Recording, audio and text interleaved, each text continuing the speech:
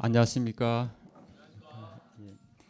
오늘 말씀의 제목은 집을 세우는 자, 집을 허무는 자입니다.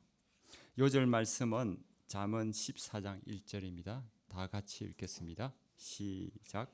지혜로운 여인은 자기네 집을 세우되 미련한 여인은 자기 손으로 그것을 하느니라. 오늘 말씀은 집을 세우는 것을 주제로 지혜를 의인화하여 표현하고 있습니다. 집을 세우는 자는 지혜로운 자요, 집을 허무는 자는 미련한 자입니다. 우리의 인생, 믿음, 가정, 교회, 공동체, 그리고 국가까지 집으로 생각할 수 있습니다. 지혜로운 자는 이 집을 어떻게 세우는가? 이에 비해 미련한 자는 자기 집을 어떻게 허무는가 잘 알아야 하겠습니다. 말씀을 통해 마음을 다스려 말을 잘하는 지혜, 옳은 것을 분별하는 지혜, 이웃을 사랑하고 돌보는 지혜, 정당하게 땀 흘리며 노동하는 지혜, 죄를 깨닫고 통회하는 지혜, 무엇보다 하나님을 경외하는 지혜를 잘 배워서 하나님이 기뻐하시는 튼튼하고 아름다운 집을 지어나갈 수 있기를 기도합니다. 제1장 집을 세우는 자, 집을 허무는 자 1절을 보십시오. 지혜로운 여인은 자기 집을 세우되 미련한 여인은 자기 손으로 그것을 하느니라. 지혜와 미련을 의인화하여 지혜로운 여인과 미련한 여인으로 나옵니다. 지혜로운 여인은 자기 집을 세웁니다. 미련한 여인도 자신의 집을 갖고 있는데 그런데 그녀는 자신의 손으로 그 집을 허물어 버립니다. 그 이유가 무엇입니까? 2절을 보십시오. 정직하게 행하는 자는 여호와를 경외하여도 패역하게 행하는 자는 여호와를 경멸하느니라. 지혜로운 여인은 여호와를 경외함으로 정직하게 행합니다. 이에 비해 미련한 여인은 여호와를 경멸함으로 패역하게 행합니다. 한마디로 하나님께 대한 경건과 불경건의 차이 때문입니다. 이런 차이는 삶 속에서 구체적으로 나타납니다. 첫째, 언어 생활에서 두드러집니다. 미련한 자는 교만하여 입으로 매를 자청합니다.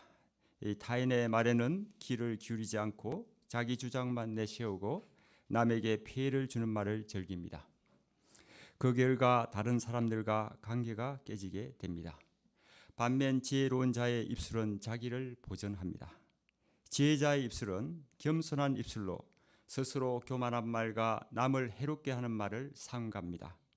이런 사람은 말로 적을 만들지 않습니다. 배려하는 따뜻한 말 한마디에 많은 사람이 행복하게 됩니다. 이 사람 주위에는 도와주고자 하는 사람들이 끊이지 않습니다.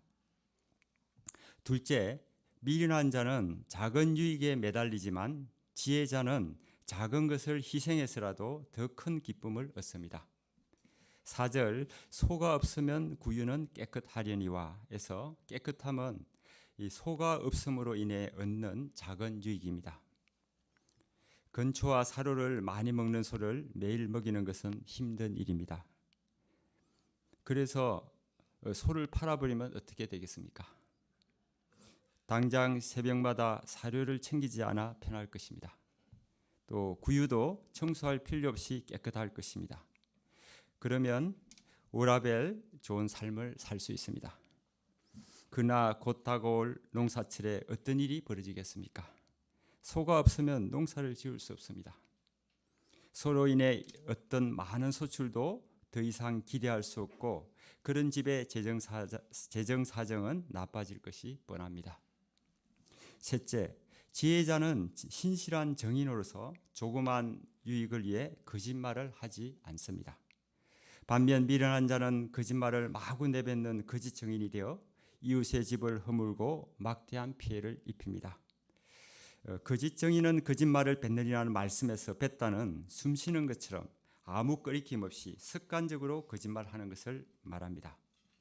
넷째, 미련한 자의 한 부류로 거만한 자가 있는데 그는 최악입니다. 교만보다 한 수위로 하나님을 인정하지 않습니다. 그러나 삶의 무거운 고난이 닥칠 때 그도 절망할 수밖에 없습니다. 그렇지만 여전히 자신의 능력만 의지함으로 어떤 지혜도 얻을 수 없습니다. 반면 지혜자 즉 명철한 자는 하나님을 경외하며 겸손함으로 하나님이 주시는 풍성한 지혜를 얻습니다. 7절을 보십시오. 너는 미련한 자의 앞을 떠나라. 그 입술에 지식 있음을 보지 못함이니라. 결국 잠언 저자는 미련한 자의 앞을 떠날 것을 명합니다.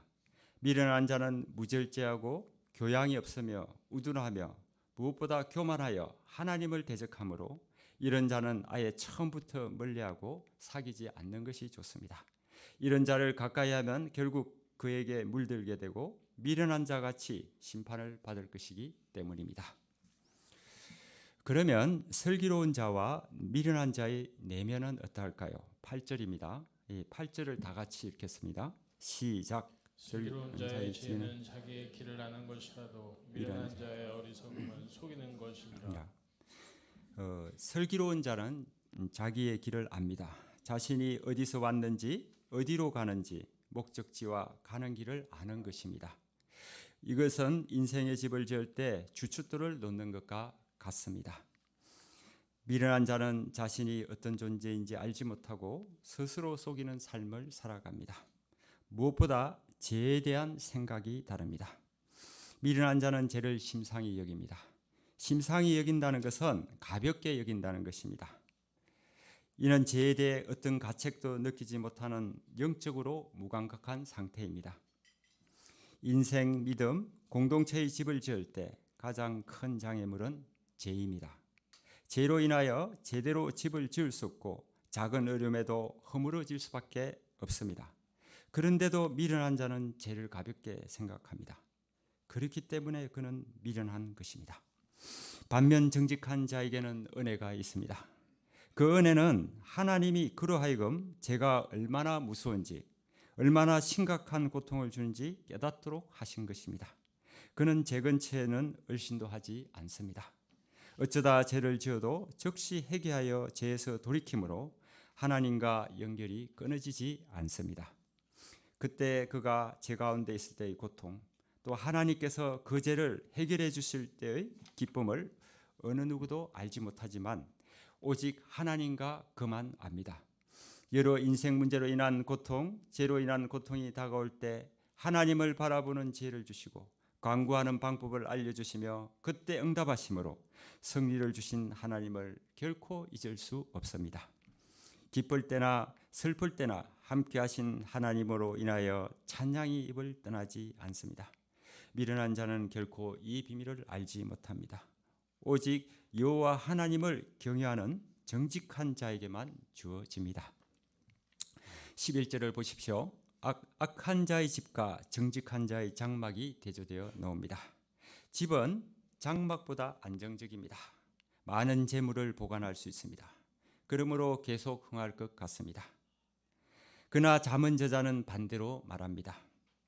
악한 자의 집은 제 아무리 튼튼하고 좋아 보여도 한 번에 망합니다. 왜냐하면 그 집주인이 악인으로 지혜가 부족하여 모래 위에 집을 지었기 때문입니다. 환난의 비, 심판의 창수가 몰려와서 부딪히면 한순간에 떠내려가고 말 것입니다. 이에 비해 정직한 자의 장막은 보기에는 허술해도 반석위에 단단하게 고정하여 있기 때문에 풍파에 흔들릴지언정 무너내리지 않고 집안의 모든 것이 잘 보존될 것입니다. 얼마 뒤 바람이 그치면 그 안에 있는 하나님을 경외하는 정직한 자들이 기업을 계속 일구어 갈수록 흥황해질 것입니다. 결과적으로 한 집의 흥망성쇠는 그 집에 가는 사람에 달려있음을 알 수 있습니다. 즉 하나님을 경외함으로 지혜가 가득하여 정직한 자는 흥하고 반면에 하나님을 경멸함으로 미련한 밖에 없는 악인은 분명히 망할 것입니다. 다음으로 지혜로운 자와 어리석은 자는 실제 삶에서 어떤 태도를 보입니까? 어떤 길은 사람이 보기에 바른 길처럼 보이지만 필경은 사망의 길도 있습니다. 웃을 때에도 마음에 슬픔이 있고 즐거움 끝에도 근심이 있는 것이 인생입니다. 마음이 굽은 자, 즉 어리석은 자나 선한 자 모두 자기 행위로 인해 보응을 받습니다. 어리석은 자는 분별력이 없어서 온갖 말, 유혹하는 말, 거짓말, 또 사기꾼의 말 다 듣습니다. 다 믿습니다. 그러므로 악한 일에 쉽게 빠지게 됩니다. 그러나 슬기로운 자는 지혜와 지식으로 말미암아 행동을 삼갑니다. 삼가다는 것은 구별하다, 주의하다는 뜻으로 항상 조심하며 죄악으로부터 구별된 삶을 살도록 자신을 보호하는 것을 말합니다. 또 지혜로운 자는 두려움으로 인하여 악을 떠나는 자입니다. 여기의 두려움은 하나님께 대한 경외심으로 악을 피하기 위해 신중하게 처신하는 태도를 말합니다. 그러나 어리석은 자는 방자하여 스스로를 믿습니다. 방자하다는 것은 지나친 자신감으로 자신만만한 것입니다. 소위 안하무인인 사람을 말합니다. 자신의 분수도 모르고 주제넘게 무례한 행동을 일삼다가 낭패를 당합니다. 이런 자는 대체로 노하기를 속해합니다. 한 번의 분노로 애써 지은 집을 부숴버립니다. 그런데 그보다 더 악한 자는 악한 계교를 꾀하는 자입니다. 자신의 음흉한 생각을 실현하기에 사전에 계획하고 고의로 범죄하여 이웃을 곤란과 고통에 빠지게 합니다. 그는 하나님의 공의를 무시하는 자요 결국 하나님의 심판을 받을 것입니다. 어리석은 자는 그러면서도 자신이 어리석다는 사실을 알지 못하고 그 어리석음을 기업으로 하여 어리석은 행동을 즐기며 점점 더 어리석어지는 악순환에 빠집니다. 그러나 슬기로운 자는 지식을 추구하고 그것을 자신의 면류관으로 삼습니다. 이 지식은 단순한 세상 지식이 아니라 하나님을 아는 지식, 즉 여호와를 경외하는 것을 의미합니다. 그는 그 지식을 얻기에 노력하고 그것을 자신의 영광으로 삼습니다. 그러므로 그는 영적으로 성숙해지고 마침내 영광의 자리에 이르게 됩니다. 결과적으로 악인은 선인 앞에 엎드리고 불의한 자는 악인의 문에 엎드리게 됩니다. 엎드린다는 것은 종으로 주인을 섬기는 것을 말합니다. 평소 온갖 악을 행하며 불의하던 어리석은 자는 결국 의인 앞에 엎드리게 됩니다. 이는 악인에 대한 의인의 궁극적인 승리를 선언하는 것입니다. 세상에서 악인이 잠시 득세하는 것 같으나 그들은 하나님의 심판에서 자유롭지 못합니다. 결코 부러움의 대상이 아닙니다. 우리가 하나님을 경외함으로 지혜를 얻어 어려운 삶을 살아야 하겠습니다. 그럴 때 이 땅에서 실패하지 않고 또 결국 영광의 자리에 이르게 될 것입니다. 이제 지혜로운 자와 어리석은 자가 추구하는 것에 대해 보겠습니다. 20절입니다. 20절을 같이 읽겠습니다. 시작. 가난한 자는 이웃에게도 미움을 받게 되나 부유한 자는 친구가 많으니라. 이 가난한 자는 사람들에게 별로 환영을 받지 못합니다. 그러나 부유한 자는 친구가 많습니다. 이 친구들은 선의의 친구라기보다 돈을 보고 따라온 친구들입니다. 이것이 세상 인심입니다. 그런데 가난한 이웃을 업신여기는 자는 하나님께 죄를 범하는 자입니다. 어떤 이유로든 사람을 멸시하고 차별하고 모욕하며 경멸하는 자는 하나님께 큰 죄를 범하는 것입니다. 그러나 빈곤한 자를 불쌍히 여긴 자는 복이 있습니다. 지혜로운 자는 이 비밀을 잘 압니다. 그러므로 적극적으로 그들 위해 선한 일을 합니다. 그는 하나님이 주신 은혜와 신실함으로 가난한 자들을 돌보는 덕을 품고 그런 삶을 살아갑니다. 23절을 보십시오. 모든 수고에는 이익이 있어도 입술의 말은 궁핍을 이룰 뿐이니라. 여기서 수고는 정당한 방법으로 땀 흘려 노동하는 것을 말하고 입술의 말은 겉으로 말만 번지르르 하게 하고 실제로는 어떤 노력도 전혀 하지 않는 것을 의미합니다. 신앙생활은 말로 하는 것이 아닙니다. 수고 없는 입술의 말은 궁핍을 이룰 뿐입니다. 지혜로운 자는 열심히 일하여 많은 재물을 모으고 그 재물을 자기만을 위하지 않고 가난한 자를 구제하고 선한 사업을 위해 사용합니다. 그것은 하나님의 뜻을 이루는 것이며 이로 인해 하나님 주신 지혜가 빛나게 될 것입니다. 그러나 미련한 자는 자신의 소유를 자신의 미련함, 즉 허영과 쾌락을 위해 탕진하고 그것이 올무가 되어 영육이 피폐해질 것입니다. 25절입니다. 진실한 정의는 사람의 생명을 구원하여도 거짓말을 뱉는 사람은 속이느니라. 이 당시 성문에서 행해지는 지판에서 정인의 말은 생사를 갈랐습니다. 지혜로운 자는 진실한 정인이 되어 유익이 없어도 진실함으로 사람의 생명을 구원합니다. 그러나 작은 유익 또는 외압 때문에 거짓말을 뱉는 자가 있었습니다. 그는 재판장을 속이고 거짓말을 하여 무죄한 이의 삶을 망칠 수 있었습니다. 그런데 실제 현실에서는 이 정의를 알면서도 실현하기가 어렵습니다. 어떻게 해야 진실을 말할 수 있습니까? 그것은 여호와를 경외하는 것입니다. 하나님이 흔들리지 않은 안전함과 확신을 주시기 때문입니다. 또 하나님은 생명의 샘이 되셔서 풍성한 지혜를 주시고 사망의 그물, 즉 악인의 인생으로 전락하는 것을 막아주시고 파멸에서 구원하시기 때문입니다. 이번에는 지도자가 가져야 할 삶의 지혜와 도덕을 말합니다. 이 솔로몬 시대에는 왕이 지도자였습니다.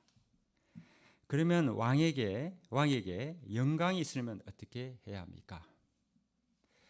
첫째, 백성이 많아야 합니다. 왕의 영광은 단순히 그의 지위나 부유함에서 오는 것이 아니라 그가 다스리는 백성의 행복에 의해 결정됩니다. 백성이 많다는 것은 사회가 안정되고 번영하고 있다는 신호로 지도자가 백성을 잘 돌보고 있다는 것을 의미합니다. 둘째, 노하기를 더디하고 평온한 마음을 유지하는 명철함이 필요합니다. 이는 백성들에게 안정감을 주고 왕국의 성공을 이루게 합니다. 반대로 조급함과 시기는 백성을 불안하게 하고 왕국을 약화시킵니다. 셋째, 가난한 사람을 불쌍히 여겨야 합니다. 권력은 백성, 특히 사회의 가장 약한 구성원을 돕고 섬기는 데 사용될 때 진정한 영광을 가져옵니다. 이러한 지도자는 하나님 앞에 신실할 뿐만 아니라 백성들에게도 존경과 충성을 받게 됩니다. 넷째, 의로움, 지혜, 공의로 섬겨야 합니다.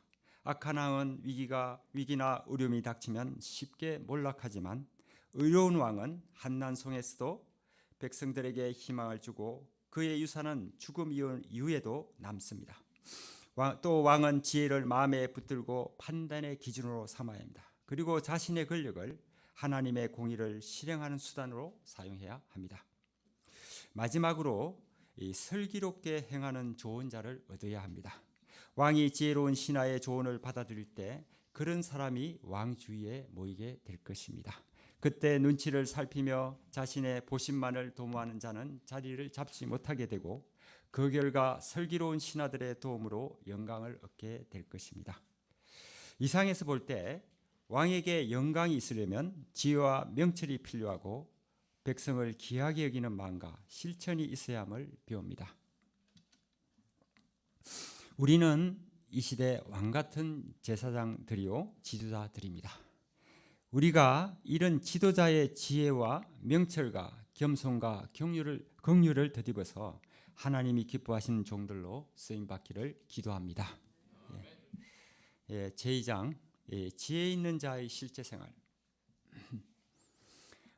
집을 세우고 허무는데 말은 천병 역할을 합니다. 따라서 잠언 저자는 어느 생활에서 필요한 덕목과 이를 통해 얻는 결과를 구체적으로 가르쳐주고 있습니다. 첫째, 말은 감정을 다스리는 도구입니다. 15장 1절을 보십시오. 다 같이 읽겠습니다. 시작. 유순한 대답은 분노를 쉬게 하여도 과격한 말은 노를 격동하느니라. 아멘. 유순하고 온화한 대답은 갈등을 줄이고 평화를 이루지만 과격한 언어는 분노를 키우고 관계를 해칩니다. 지혜로운 언어 생활은 상대방의 감정을 존중하며 평화를 추구하는 태도에서 시작됩니다. 둘째, 지혜로운 말은 지식을 전하고 선한 영향을 끼칩니다. 2장 2절과 7절을 보십시오. 2절 7절을 같이 읽겠습니다. 시작. 지혜 있는 자의 혀는 지식을 선히 베풀고 미련한 자의 입은 미련한 것을 쏟느니라. 지혜 있는 자의 입술은 지식을 전파하여도 미련한 자의 마음은 정함이 없느니라. 아멘. 지혜로운 사람은 말을 통해 진리와 지식을 나누어줘 사람들에게 선한 영향을 미칩니다. 반면 미련한 자는 자신의 입을 제하지 못하여 어리석은 말을 내뱉습니다. 말을 통해 지혜와 배움을 나누는 것은 개인과 공동체에 큰 유익이 됩니다. 셋째, 말의 힘은 생명을 살리기도 하고 상처를 주기도 합니다. 4절입니다. 온순한 혀는 곧 생명나무이지만 패역한 혀는 마음을 상하게 하느니라. 온순한 말은 사람들에게 위로와 생명을 주며 관계를 건강하게 합니다. 그러나 반항적이고 거친 말은 마음에 상처를 남기고 관계를 깹니다. 내가 한 말의 결과를 생각할 때 생명을 살리는 말을 하려고 애를 써야 합니다. 넷째, 말에는 책임이 따릅니다. 3절입니다. 여호와의 눈은 어디서든지 악인과 선인을 감찰하시느니라. 우리의 모든 말과 행동은 하나님의 감찰을 받습니다. 그러므로 늘 하나님을 의식하며 하나님 앞에서 살아야 합니다. 말은 단순히 사람 간의 문제가 아니라 생명 구원 역사를 섬기는 도구임을 깊이 명심해야 할 것입니다. 다섯째, 말을 통해 전달되는 훈계와 교훈을 받아들여야 합니다. 5절입니다. 아비의 훈계를 업신여긴 자는 미련한 자요 경계를 받는 자는 설기를 얻을 자니라. 부모나 장로의 훈계는 그들의 인생을 통한 지혜가 담겨 있습니다. 레위기 19장 32절에서 너는 샘머리 앞에서 일어나고 노인의 얼굴을 공경하며 라고 말씀하고 있습니다. 부모의 경계를 받고 따르는 지혜로운 자는 말뿐만 아니라 모든 일에 신중을 기하며 많은 영광을 누리게 됩니다. 그러나 훈계를 거부하고 업신여기는 사람은 미련한 자로 남아 계속 실패의 우물을 팔 수밖에 없습니다. 따라서 언어 생활에서 중요한 덕목은 다른 사람의 충고를 겸손히 듣고 자신의 말과 행동을 돌아보는 것입니다. 여섯째, 의롭고 정직한 언어 생활이 삶을 풍성하게 합니다. 6절입니다. 의인의 집에는 많은 보물이 있어도 악인의 소득은 고통이 되느니라. 의롭고 정직한 말을 하는 사람은 이웃에게 신뢰와 이익을 얻어 풍성한 삶을 누립니다. 반면 악인의 말은 일시적인 이익을 가져올 수 있으나 결국은 고통과 후회를 낳습니다. 이상에서 지혜로운 언어 생활은 단순히 말의 기술을 넘어 우리의 마음가짐과 하나님 앞에서의 책임을 나타냅니다. 유순하고 지혜로운 말은 사람을 살리며 하나님께 영광을 돌리는 도구가 됩니다. 따라서 조심하고 또 조심하여 말을 해야 합니다. 우리가 생명을 살리는 말, 따뜻한 말, 격려의 말을 함으로 많은 일을 하나님께 인도할 수 있기를 기도합니다.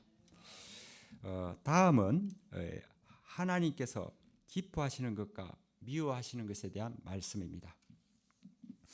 하나님께서 사람들의 삶과 마음을 어떻게 평가하시는지 그리고 그에 따른 결과를 분명히 가르쳐 줍니다. 하나님은 이 정직과 공의를 기뻐하십니다. 8절 9절을 보십시오.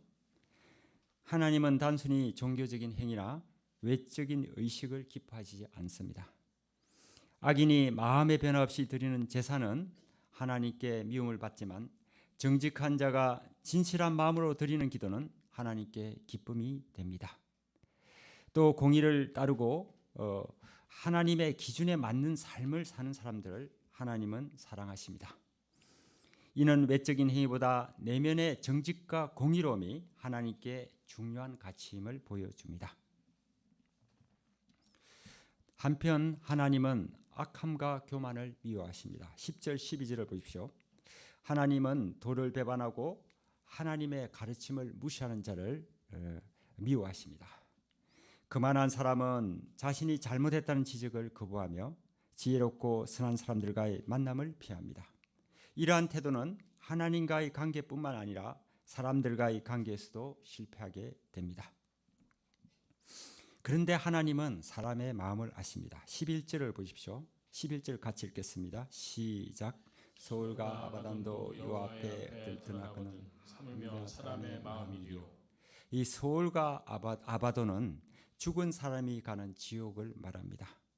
이 하나님 앞에서는 이런 죽음 저편의 세계도 밝히 드러납니다. 하물며 이 세상 사람들이 마음속에 품고 있는 생각들은 하나님 앞에서 명백하게 드러날 수밖에 없습니다. 그러므로 성도들은 하나님을 의식하고 하나님의 기준에 맞게 살아야 합니다. 그것은 정직함과 겸손함으로 살아가는 것입니다. 그리고 훈계를 받아들이고 지혜롭게 성장하여 하나님의 공의를 따르는 삶을 살아야 하겠습니다.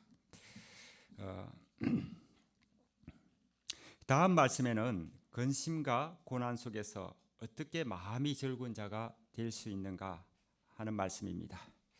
이 마음과 삶의 관계를 설명하며 고난 속에서도 즐거움을 유지할 수 있는 비결을 제시합니다.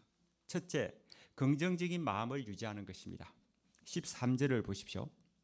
즐거움은 얼굴을 빛나게 해도 근심은 심령을 상하게 하며 더 나아가 몸도 상하게 합니다. 즉 우리의 마음 상태는 삶의 모습을 바꿉니다.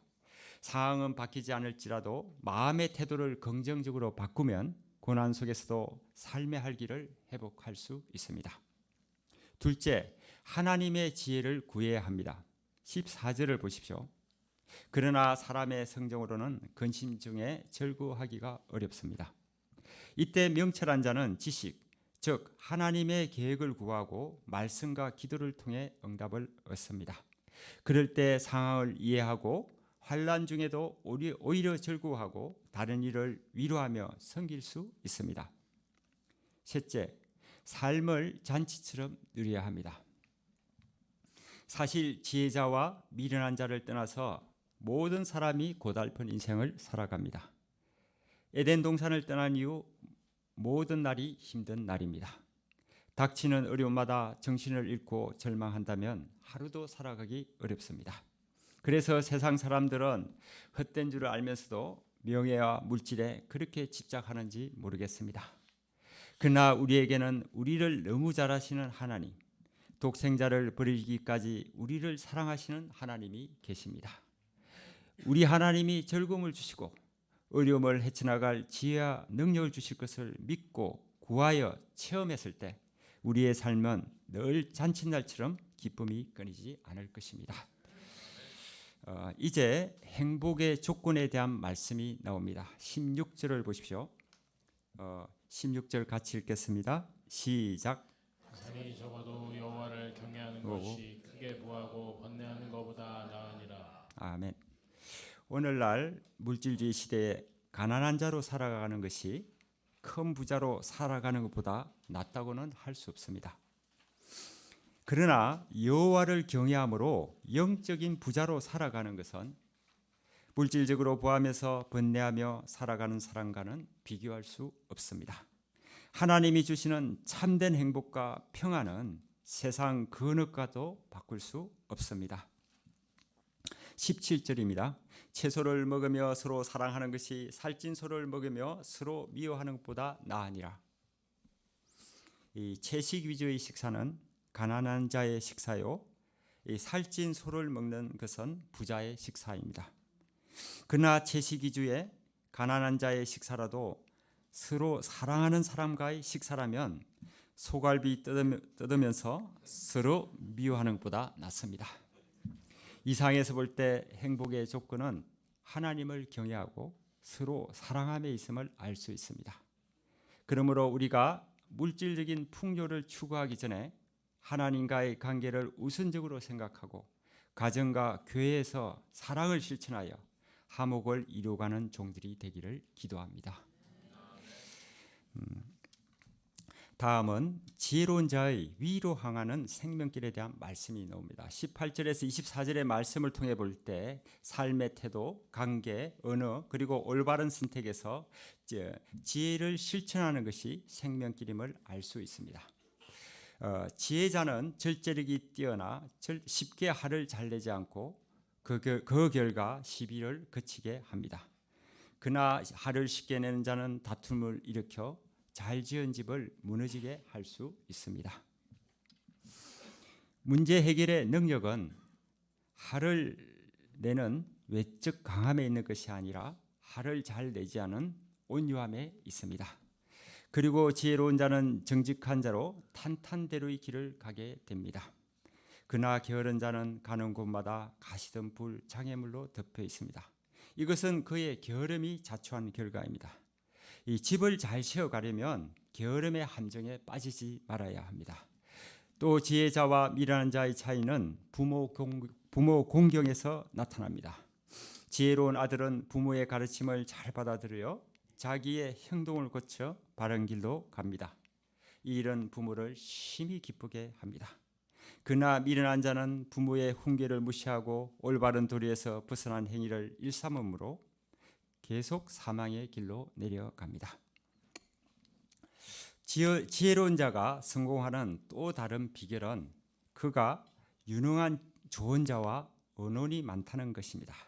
이 서로 지혜로움으로 언론 가운데 기쁨이 있고 때에 맞는 말을 함으로 완전한 지략을 완성하며 결국 경영에서 성공하게 됩니다.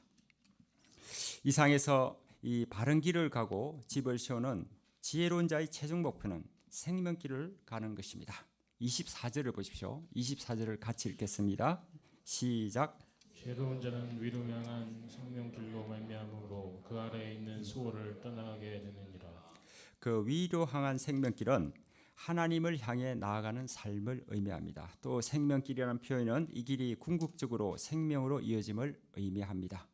이는 단순히 육체적 생명뿐만 아니라 영적인 생명, 즉 하나님과의 관계 속에서 누리는 풍성한 삶입니다.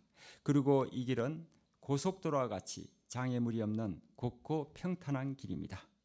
지혜로운 자는 이 비밀과 복을 알기에 하나님 앞에서 겸손하게 말씀하게 순종하여 최선을 다하여 이 길을 달려온 것입니다. 그 결과 그는 자연스럽게 죄와 죽음의 길을 떠나 생명과 구원의 길로 나아가게 됩니다. 우리는 하나님의 은혜로 구원받고 지혜로운 자의 길을 가고 있습니다. 이 길의 가치를 알아야 하겠습니다. 이미 생명길 고속도로를 타고 있으므로 늘 감사하고 평안한 마음으로 주신 말씀을 잘 붙들고 끝까지 승리하는 길을 갈 수 있기를 기도합니다. 마지막입니다. 마지막으로 하나님 앞에서 우리가 어떻게 살아야 하는지 하는 말씀입니다. 첫째, 이 교만을 경계하고 겸손한 마음으로 살아야 합니다. 하나님은 교만한 자의 집을 허십니다. 이 교만한 자의 집이 허물어지는 것은 그가 세운 집이 온갖 거짓과 탐욕과 폭력으로 세워졌기 때문입니다. 반면에 하나님은 가부의 지계를 정하십니다. 지계를 정한다는 것은 불의한 자들이 지계표를 옮겨 가난하고 연약한 자의 토지를 착취하지 못하도록 하는 것을 말합니다.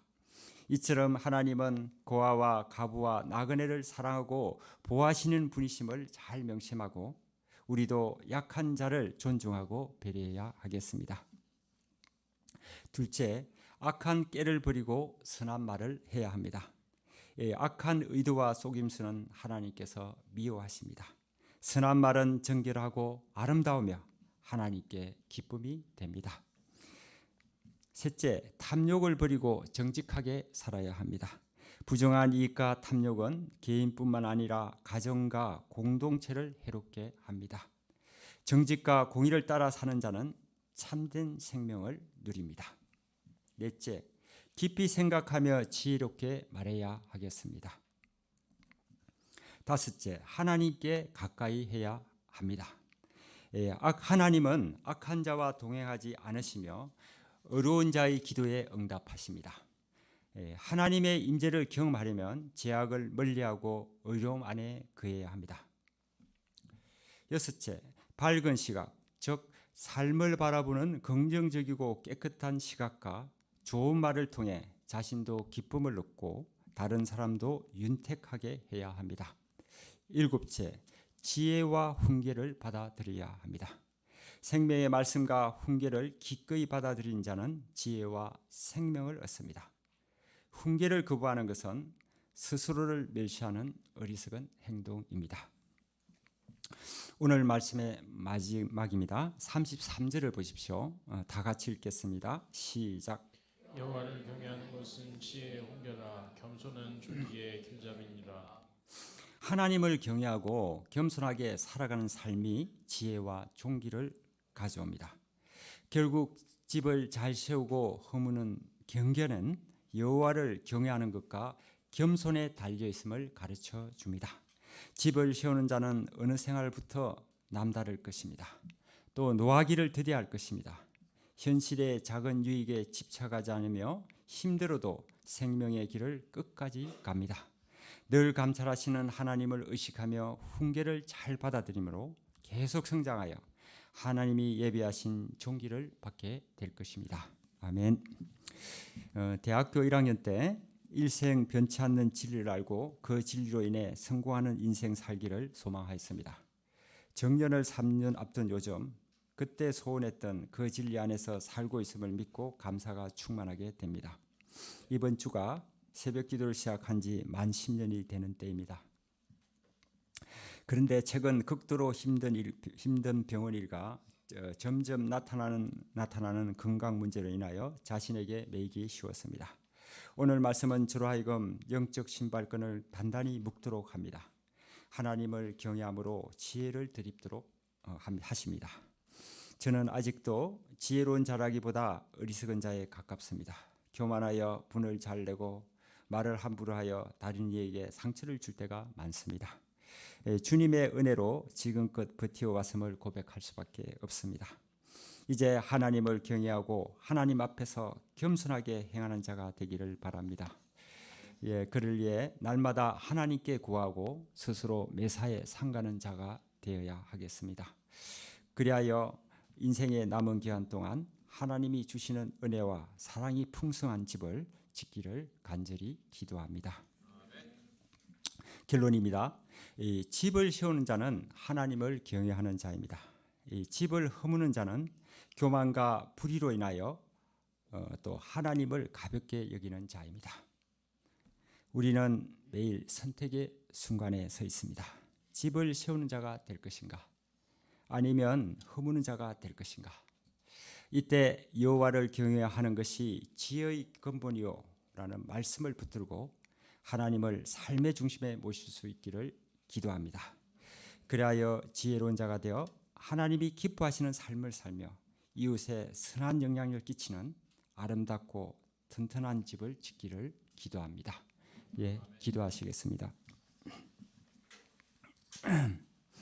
하나님 아버지, 귀한 잠언 말씀 주셔서 감사를 드립니다.